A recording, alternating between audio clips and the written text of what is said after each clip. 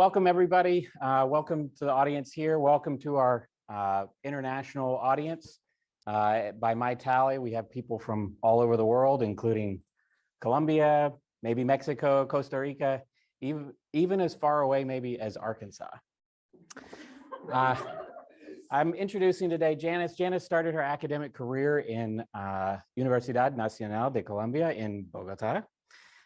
She completed a pretty amazing undergraduate honors thesis, but like to compare it to one of our undergrad theses is kind of absurd.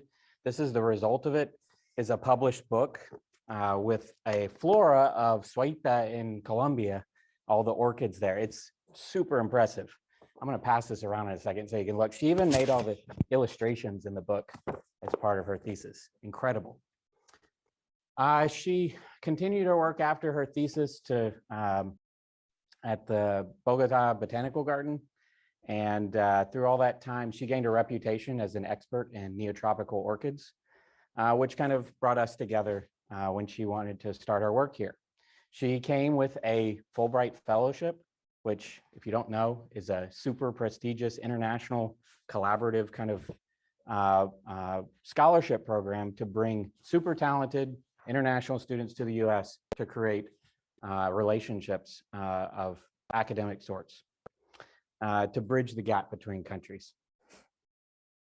She worked in a herbarium throughout much of her career before she came here. And since she's been here, she's been instrumental in creating amazing workflows to optimize our processes and digitization at our own SIU herbarium. If you've never been, it's on the 4th floor of LS2. And overall, she's just been super productive since she's been here. She's published at least 10 scholarly works, more in the process, over 20 international and national presentations about her research, and can't ask for much more than that. Really, I am just super excited to introduce to you today Janice Valencia. She is my first PhD student, and you could not have asked for a better PhD student than Janice. And she's going to talk today about the dynamics of orchid organellar genomes. Orchids are the most beautiful group of plants, well, maybe any creatures on Earth. Good afternoon. I'm very happy to have you all here and the friends and colleagues that are connected through the Zoom. Today, I'm going to present some of the results of my doctoral research that is focused on organellar genomes and the dynamics on them. And what I meant with that is the changes in content, in DNA content in these organellar genomes, and what are the dynamics behind those changes. All organisms have DNA in their cells. For those that are not in biology, we have DNA not just in the nucleus of plant cells, but also in the plastids and in the mitochondria. In the plastids, we have the plastome. In the mitochondria, we have the mitogenomes. In plastomes, plastomes are normally depicted as circular molecules. Those circular molecules are more or less 150,000 base pairs of 150 kilo base pairs. And they are quite conserved across land plants. Mitogenomes, on the other hand, are super variable, but normally in average, they have around 600,000 base pairs, but they could be 190,000 base pairs to more than 11 million base pairs long. So they are variable in size. Plastomes have 2 inverted repeats, and also 2 single copy, a long one and a small one that divide those inverted repeats. And this is highly conserved also through land plants. In mitogenomes, we have repeats. We have inverted repeats, direct repeats, small repeats, long repeats, and they are not conserved at all. They are different between different samples. In terms of the content, plastomes are also quite conserved. You see more or less the same genes all the time and in the same order. And we have around 79 protein coding genes, 4 ribosomal RNAs, and 30 transfer RNAs. And in the mitogenome, the genes are not organized in the same way in all samples. They tend to be 41 protein coding genes, but they could be 40, or they could be 39, or they could be 38. There are always 3 ribosomal RNAs, and around 20 transfer RNAs, sometimes less, sometimes much more. And we normally see these molecules as circles. This is how they are depicted in publications, but when you see them in the cells, they are not circular. Sometimes you see that sometimes this is how the plastomes look like, and those are how the mitogenomes look like. And sometimes we have circular shapes indeed. Sometimes those circular shapes are double molecules of them. So this is a dimer with two plastomes on the same circle. But sometimes they are linear. Sometimes they are kind of a branching pattern that could be linear molecules with branches, or they could be circular molecules with branches. They could have this, what the scientists call comet shape. There is a condensed DNA on one side and then a strand that come out of that, or several strands that come out of that. They could look like degraded. And another shape that is not here is that mitogenomes can also be multiple linear or circular plasmids, which is very interesting because we tend to imagine that they're always circular. And it's a misconception that now with more and more knowledge of mitogenomes, we know that they can be separated in different subgenomic structures that never combine. They never come back to be one circle. They can be just like that, multiple linear and circular plasmids. And another very amazing characteristic of the mitogenomes is the mitogenomes can have different conformations. So the DNA can be shuffled in the same genome. And this is what I mean. When we see the water lily mitogenome, we can identify, let's say, blocks of DNA. And those blocks of DNA that are depicted here in colors can change the position in the molecule, as you see, and they kind of come back. And if you follow the colors move in different positions. And sometimes a piece of those can even flip up the molecule and flip out, and you have those little cytoplasmids like this, little circles here. And this is just 4 of the 8 possible conformations that this molecule can have in the water lily. But this is not the only way that we can depict this variation. We can also depict it in this way, and this is in letters. So scientists in this, for this genome, they decided that they are going to depict the blocks as these arrows that you see here. And then you connect the arrows with the possible connections that they can make in the genome. And then you can follow any of them and see in the 5' end to which one is connected, and in the 3' end to which one is connected. And you see that some of them are connected to 2 different things or to 1. And those are all possible conformations that a molecule can have. Okay, so let's see, what do we know about organellar genomes in orchids? That's what it says under that. So in plastomes, they tend to be, as I said, in all plants, well conserved. Most of the plastomes look like the one in Sobralia. Then you have these 2 inverted repeats that are more or less 25,000 base pairs. But then we have some variations, not too big, like in vanilla, where those inverted repeats are much longer. And then the single copy region is just 2,000 base pairs long, very tiny. And then we have, I think, the maximum variation that we have in plastomes are in plants that are parasitic. So in parasitic plants, those plants lose all the photosynthetic genes and the genomes get reduced. And this is a good example, is the orchid gastroria. And this is how it looks like. It's a tiny plant, the stem is brown, it goes all the way down without leaves, nothing is green, and then you have a tuber in the ground. This is all the plant. And orchids tend to parasite fungus. They don't parasite other plants, and all the nutrients come out just from the fungus. And as you see, this plastome is around the 1/5 of what we would expect to have. So for orchids, we know today 250 plastomes, and those are the ones a little bit more that are published in NCBI. But for land plastomes, we have many more. We have 7,700, which is impressive. So we know very well what is happening here and all the variations that happen in different families. But for mitogenomes, we know much less. In orchids, we have a nice assembly of the plant that I just mentioned, Gastroria elata. And Gastroria elata has 7 linear plasmids that are depicted here in blue, and 12 circular plasmids that are depicted here in orange. And as you see, it's a quite big mitogenome. It's more than 1,300,000 base pairs. What else? We have a partial mitogenome of Erycina that it is around 800 1,000 base pairs. And this is after removing all the big repeats. And if we remove all the big repeats, we have 1 circular molecule and 29 linear ones. And we have a third one in Phalaenopsis that it is much smaller than the other two, and is composed by 44 linear molecules. All of these, we can consider them as draft mitogenomes, and this is the best we have so far.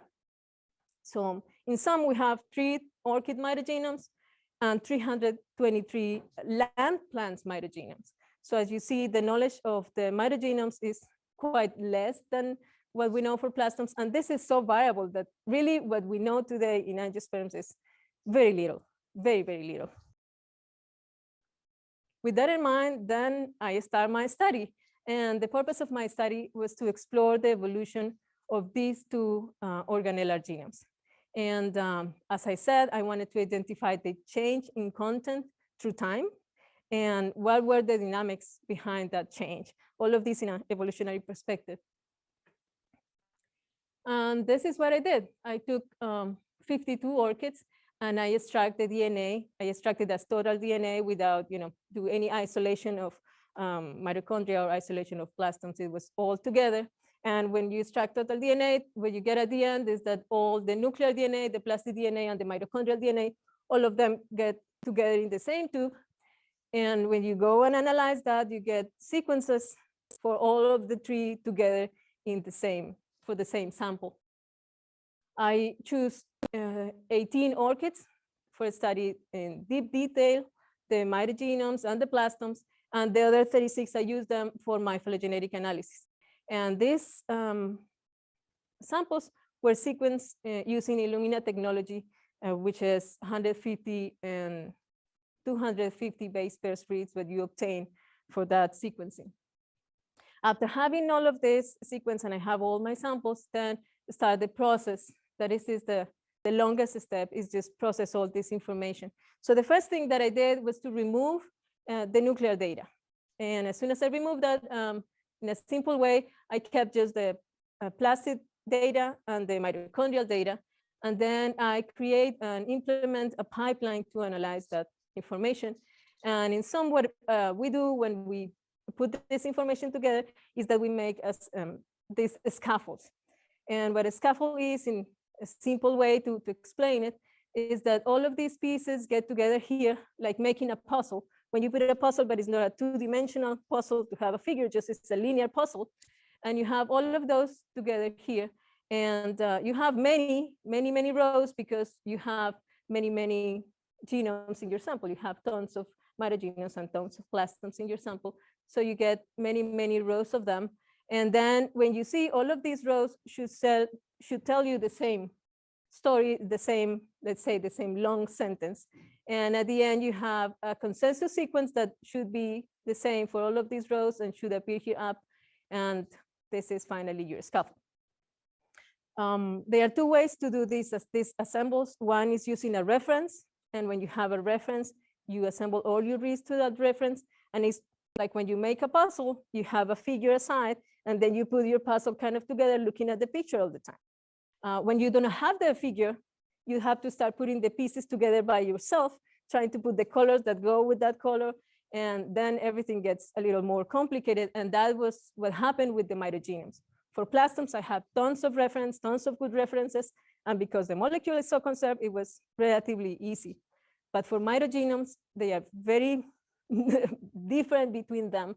All the DNA that is not coding DNA is super different between the samples. So I have to assemble them by de novo. And this took me quite a while just to get them done and to implement a pipeline that I can repeat and use again for different other samples, and that anybody that has this kind of data, Illumina data, could repeat and could use and get good mitogenomes later on. So this took me, this whole process and do tons of quality check, took me about 3 years to get to this point. But after that, then the fun part starts, and it is to analyze the data. When you have all of this data, then you can annotate the genes, and that means that in the middle of that long sequence, you identify the parts where each gene is going. And then when you have all the gene content, you can do fun stuff like phylogenetic analysis.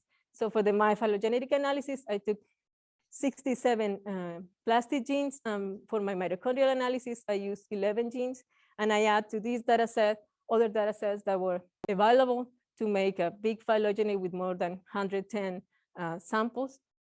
And when you have the gene content, you can analyze the gene content between the different species and see which things change. And then you illuminate your comparisons using the phylogeny. And that's what I did. That's what we're going to see today. So basically, my results are divided in two parts. One is telling you a little bit about that genomic content, and then we're going to go to the stories of the dynamics. So these are examples of the genomes that I assembled. Here you have a Platantera that has, as you see, for the size of the mitogenome, all the genes that are supposed to be there. And we have a mitogenome for Selenipedium. And for Selenipedium, this was a very nice sample when I got 16 linear, let's say, pseudoplasmids for now. Sorry, 16 in total. 2 of them were circular, so it was 14 linear and 2 circular molecules.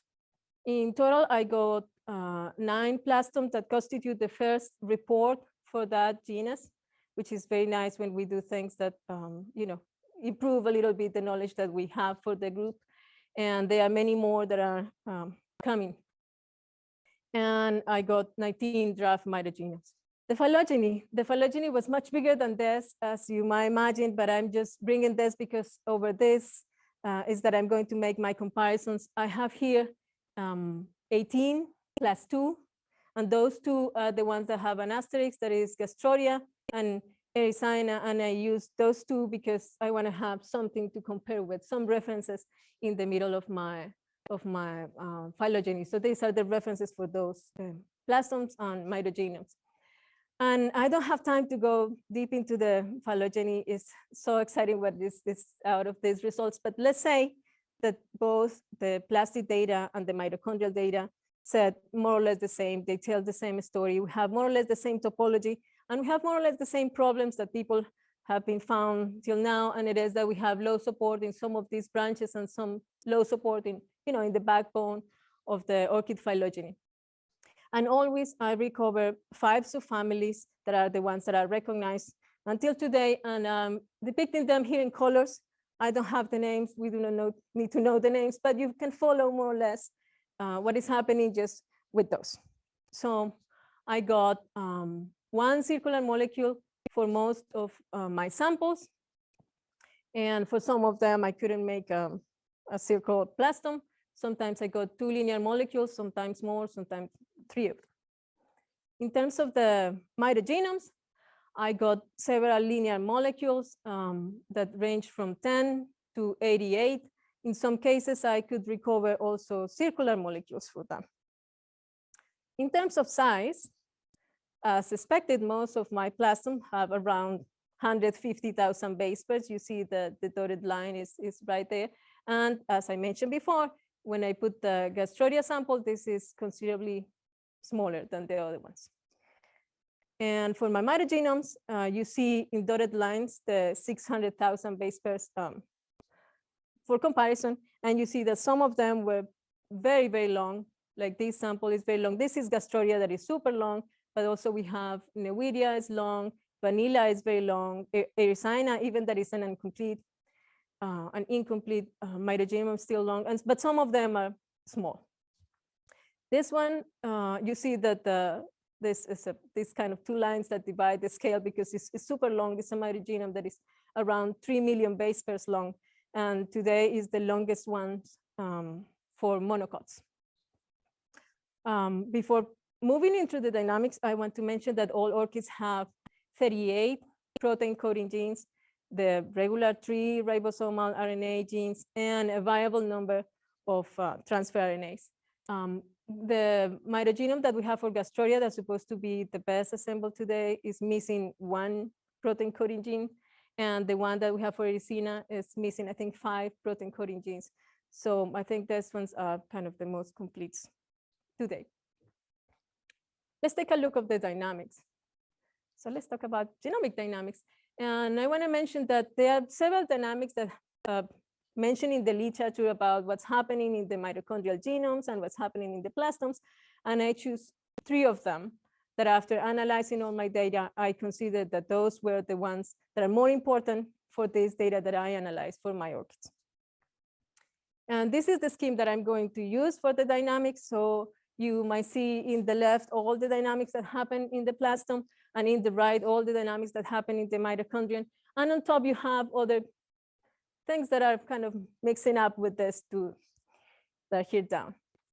So the three dynamics are first rearrangements that you see in plastomes, like some inversions in material or just shuffling of blocks in the mitogenome, gene loss or genomic loss, and horizontal gene transfer. And horizontal gene transfers happen only in the mitochondrion. We do not have any report that says that there's any piece that is coming to the plastomes in orchids. And the horizontal gene transfer is moving of material from the plastome to the mitogenome, moving of material from fungi, moving of material from bacteria, and we're not sure, but maybe from the nucleus or to the mitochondrion, to the mitogenome, sorry. So let's talk about rearrangements. And rearrangements happen in plastome as inversion of coding and uncoded DNA. This is kind of the most frequent rearrangement in plastomes. In mitogenomes, it's more common the block shuffling. And also you can see this very clearly when you have changes in the introns from cis to trans splicing, and I'm going to go a little bit on this. I'm only going to tell you this story. The other ones, there's no time today for getting to those. So let's take a look at this weird thing. So what is this? To get into that, we have to understand a little bit about repeats. So you have a circular molecule, and in this circular molecule, we have inverted repeats and direct repeats, and you see how they are distributed in this. So if those inverted repeats regions recombine, this is the result. You have a hairpin, and then you have a loop at the end of that hairpin, and then you get an inversion in that section, and this is what you get at the end. So if you compare with the first one, this section got inverted. If you have a direct repeat, the same happened. Those regions recombine, and when they recombine, this is kind of the real way that they do. The whole genome have to flip, and then you have that turn, and then one piece is just flipped out of the rest of the molecule. And this could happen in circular molecules, and this happen also in linear molecules. If you go and you do the whole depiction, it happens exactly the same. If it is an inverted repeat, then you have an inversion. If it is a direct repeat, you have the possibility to have this zero plasmids out. So what I found in my samples, I found that when I have genes, in some species, I have a gene that was complete in one locus, and in some other species, the gene was divided in different places. I have a piece of a gene in one molecule and another piece of the gene in another molecule. And sometimes the other piece was in a different molecule. And I was like, what is happening here? So this is a simple example with just one gene. We have an exon, we have another exon, and in the middle, an intron. And then in another species, we have the exon and the other exon in a different place. And we know that these regions that are in blue were homologous. Those were the same. So what happened? How we get there? And this is how we get there. We have our gene here complete, and we have our intron, and our intron has a very variable region in the middle. That variable region can get mutated and mutated till it gets very similar to another region in a different place, in a different molecule. And when that happens, then a repeat appears. We have two very similar or identical regions, and this doesn't have to be too long. If it is 100 base pairs, it works. If it is 200 base pairs works, or 300 base pairs. That's all that it needs to recombine. In the middle of a molecule that you imagine is million base pairs long, this is kind of amazing. As soon as the repeat appears, this can recombine. Somehow they find each other, and then you have all this strand exchange between the two linear molecules, and then you go your gene divide. So it's not that the piece is moving to a different place, it's the whole change of strands. So in conclusion for this part, I found 9 independent cases like this that we call cis to trans spliced introns. Is the first report for a trans spliced introns in the NAD4 gene, and the second in NAD7, and repeats for all of this. And we can notice this when we compare things that are very close together. So these two are representatives of the same tribe. They diverged around 15 million years ago only, and you still see that the genes are not following the same order. Gene blocks do not have the same organization in the species. You find a gene, and then you can find another thing. So to summarize, we go here up. In plastomes, we have inversions in non-coding DNA, but we can see also inversions in genes. I found a small inversion that is characteristic for a clade, for a tribe in orchids. And I found a gene inversion that is characteristic of a whole subfamily. And those were unbelievable, not seen for anybody before. And we see this also in when we compare different species, how some genes get flipped. For the mitogenomes, we found this complete block shuffling, as I show at the end. And I found exactly what I mentioned before, polyexonic genes that have several exonic regions, and then the introns get divided somehow in the middle. And then I found repeats for all of those divisions. So you imagine that this has implications to have that gene complete later on when we have the mature mRNA. Then every single one has to be transcribed independently, and then they have to find each other to make the whole mRNA together, right? Okay, so let's see gene loss. So gene loss in plastomes is normally associated with the change in trophic mode, as I just mentioned for Gastroria. In the mitogenome is related with the post-symbiotic events. So we're still sending the mitogenome, still sending genes to the nucleus. And I found evidence of that. And also the gene loss in the mitochondrion is removing complete blocks of data. And this is the example that I'm going to bring for this gene loss. And it's kind of an anti-example, and you're going to see why. I work for this in plastomes of a mixotropic orchid. And a mixotropic orchid, mixotropic species are species that have individuals that are photosynthetic, just autotrophic, regular plants like this, but also have individuals that are complete albino or mycoheterotrophic. And this is the species that I work with Epipactis helleborrhina, that has populations, and in the same population you have green individuals and white individuals and albino ones. And there's an idea of what's happening here, and this is a study, well studied in orchids and in other plants.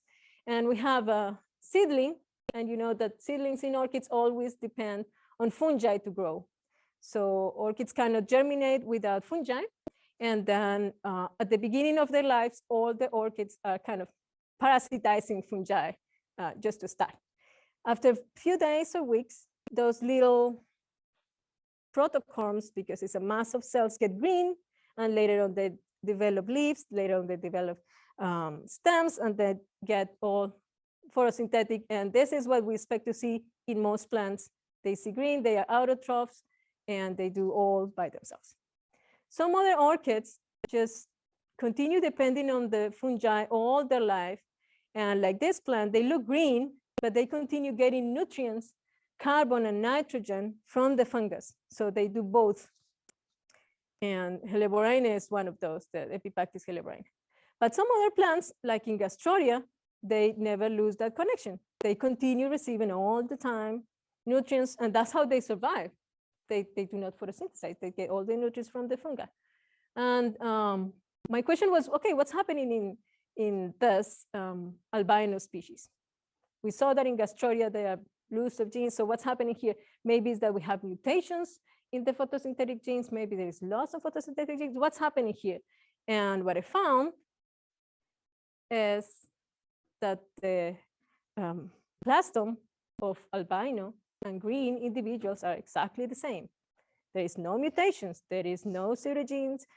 Everything is there. And you see just by the size of the molecule that everything is there. So I did comparisons between my species with other Epipactis helleborrhina species, the same alliance of Epipactis helleborrhina, and my species are basically the same. The albino and my individuals, the albino and the green, are basically the same. So what is true that when we have mycoheterotrophic plants lose their genes, and the plastomes go reduced, that is all true, except when you have mesotrophic orchids. In that case, they just keep the whole genome intact. And this was the first report for that, and it was published in 2020. Okay, so that's why I was saying this was an anti-example, because as we know, this happening is not happening in the species that I study. So to summarize this, we know that in heterotrophic orchids, mycoheterotrophic orchids, the genomes get reduced, like in Gastrodia. There are other examples of loss of genes in the plastome, and it is kind of a frequent in orchids to lose the NDH genes. So you see Platanthera that I showed at the beginning that has all their genes. And when you compare it with Prostachea, that is an epiphytic orchid, several NADH genes are just not there. Some of them are pseudogenes, some of them are just not there. And we go even to the extreme of vanilla. Vanilla is an orchid that just grows in the trees. There's another epiphyte. And vanilla doesn't have any NDHs. So this is a common thing that happens in orchids. And in the mitogenome, we have loss of whole blocks or loss of genes that just move to the nucleus. This is the third dynamic, that it is the horizontal gene transfer, and it is a fantastic dynamic because these genomes are just capturing whatever comes to them. One of those things is a fungal mitochondrial fragment that was transferred to the orchid mitogenome, is the biggest transfer of fungi to angiosperms that has been found. Also, mitochondrial DNA can be of plastine origin. And also, because of that, they gain and lose tRNAs crazily. So let's start with the fungal mitochondrial fragment in the mitogenomes. So this was a work that was published by Seen and Barrett in 2020. And what they found is this big piece. It's a fragment that has around 8,000 base pairs and contain more or less 15 genes. And all of that piece was moved to the mitogenomes in orchids. They sampled 12 genera. They sampled 3 out of the 5 subfamilies. In the largest subfamily, that is Epidendroideae, they sampled 4 tribes. That was what they have at hand. And based on those results, they found that the only group that has this piece was Epidendroideae. And they made a hypothesis about how that got there. And they hypothesized that everything in this subfamily was having this region. And they used ATP6 and for some sample the whole sequence. And they found that this fungus was actually not the fungus that normally are associated with orchids, that are those lovely mycorrhizal fungi. No, this is a pathogenic fungus that is infected corn and is infected other grasses. And it is in this family called smut fungi in the Basidiomycetes, so completely different group.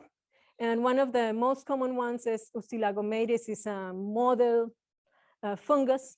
And people study this for many things, maybe because they attack important plants, important economical plants. And this is what happened in corn, that you see all of these galls growing in the seeds, and looks weird, but it looks like it's delicatessen in some places.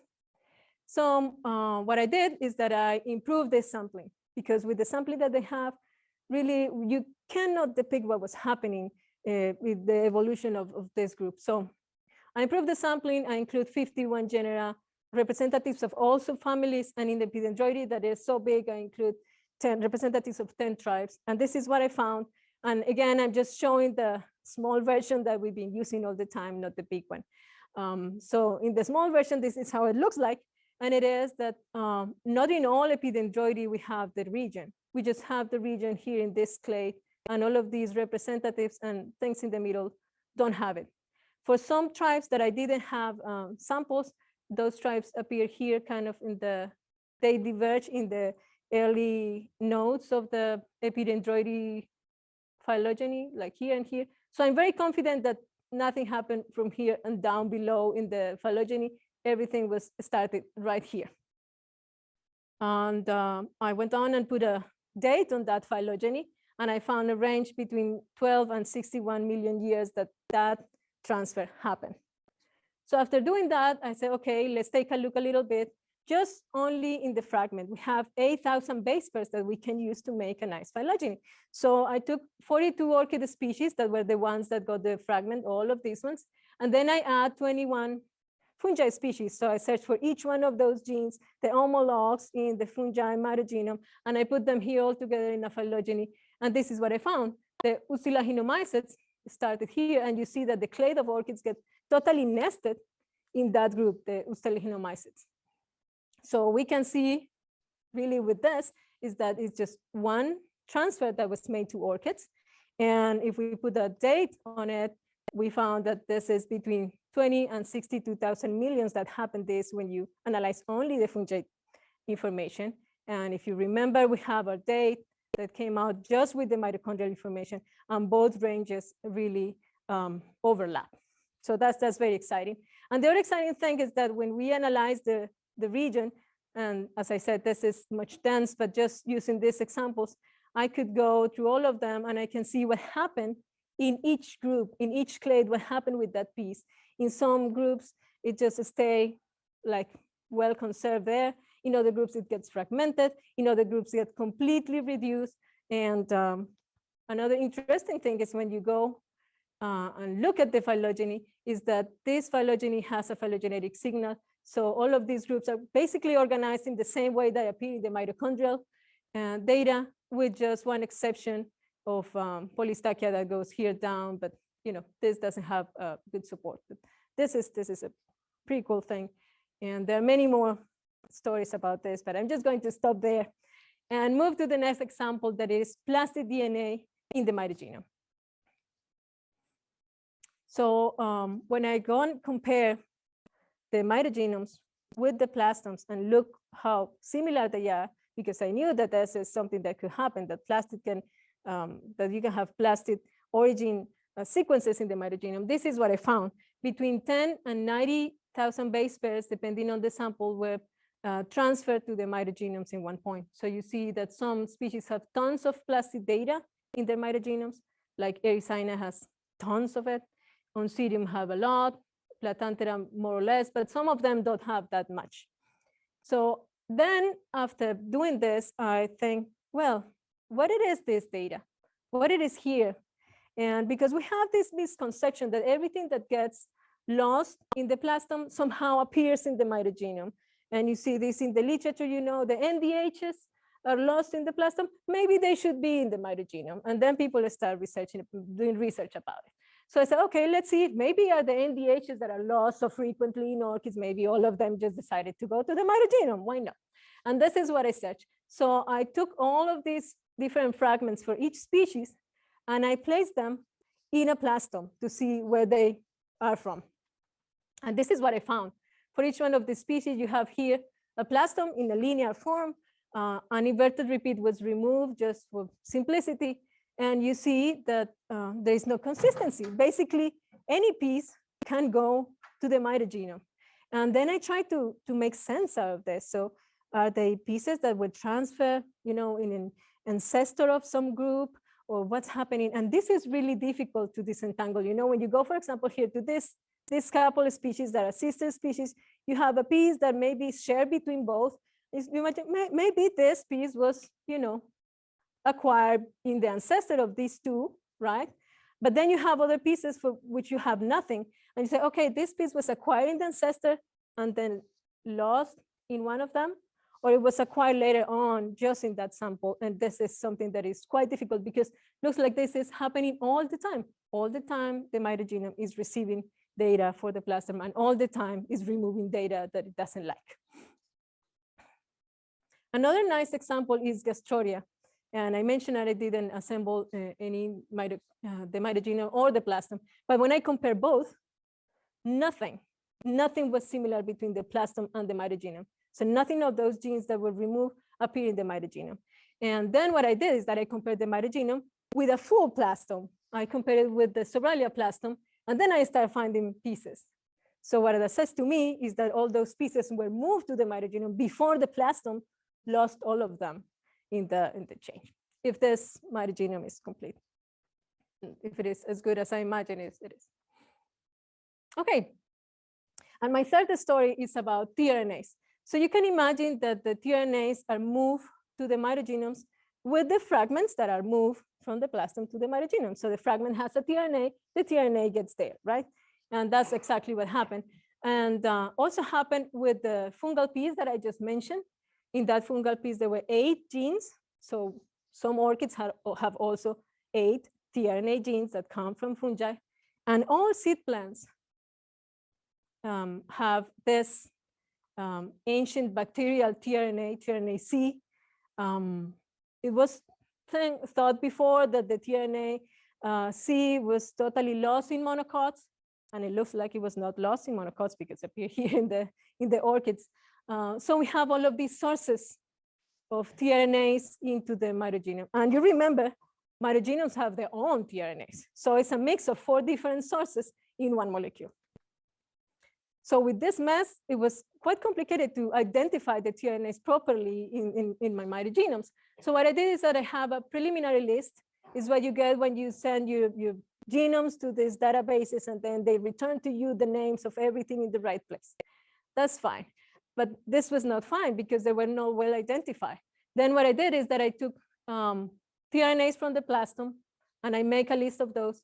I use curated references that Michaud and other mates made, and then I took other angiosperms mitochondrial DNA, and I used other angiosperms for references, those that I imagined that were good and representatives of different groups of angiosperms, and I put all of that together.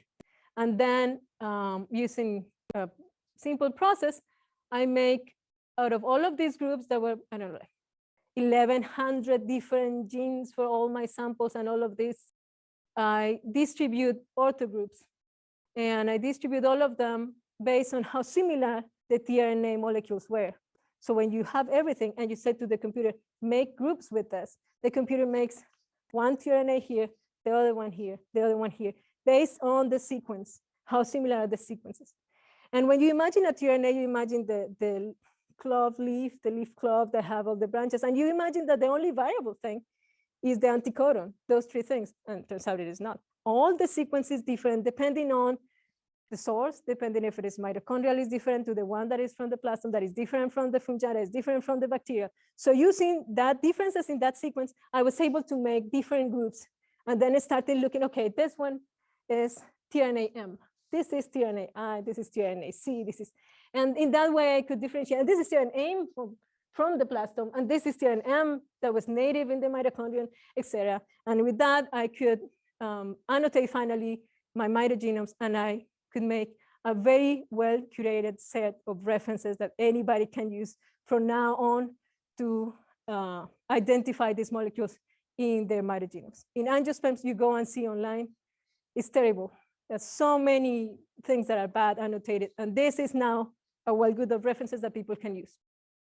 So finally, I got 45 orthogroups for my mitochondrial genomes, and in one orchid mitogenomes, we can find between 12 and 33 different tRNA genes.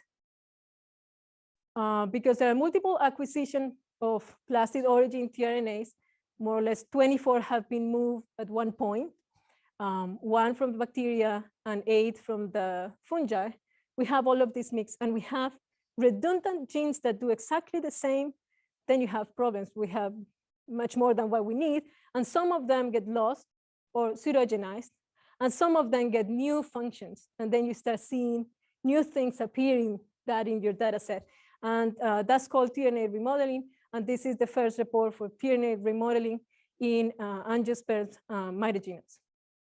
So to summarize all of this about horizontal gene transfer, we have recurring transfer of fragments from the plastome to the mitogenome, from fungi, from bacteria in ancient time, and maybe from the nucleus, but this is another story. So in sum, the main dynamics for plastomes are rearrangements in the way of inversions, NDH gene loss, and gene loss followed by rearrangements. That is what happened here in the microheterotrophic orchids or here in vanilla. For mitogenomes, rearrangements is the main dynamic. Then we have horizontal gene transfer that brings tons of things that then later make nice processes inside, and also the gene and block loss. The novelties of this study have a pipeline to recover high quality organellar genomes, plastomes, and mitogenomes. Mainly mitogenomes are so difficult to get, and anybody can use this if it has Illumina data. I have 9 plastomes that are the first reported for the genus, more coming, 18 draft mitogenomes, including the largest for monocots. I found rearrangements in plastomes that were characteristic for some clades. I have novel genes that do this, that cease to trans splicing associated with repeats. Evidence fully conservancy of plastomes in albino individuals of mixotropic species. I updated the content of this because there were a couple mistakes in the one that Sina and Barrett published. And I pinpoint the time and group that was affected by this transfer. I create a very good set of references of transferred tRNAs for mitogenomes. And something that I didn't have time to mention, but I think it's important, is that looks like the replacement in 3 tRNAs, replacement of the native ones with the Plastid ones based on my analysis. And it's the first report for DNA remodeling in plant angiosperms. And with that, I want to thank my advisor, Dr. Newbeck, for all his patience and advice. Also my committee, Drs. Mario Geisler, Nancy Garwood, Sedonia Sipes, and Frank Anderson. I was supported here with a Fulbright in Ciencias scholarship. I was supported by SIU Plant Biology Program, by SIU, the graduate school, through a dissertation award. All of this sequencing and etc. was funded by NSF and was also funded by startup funds for my advisor.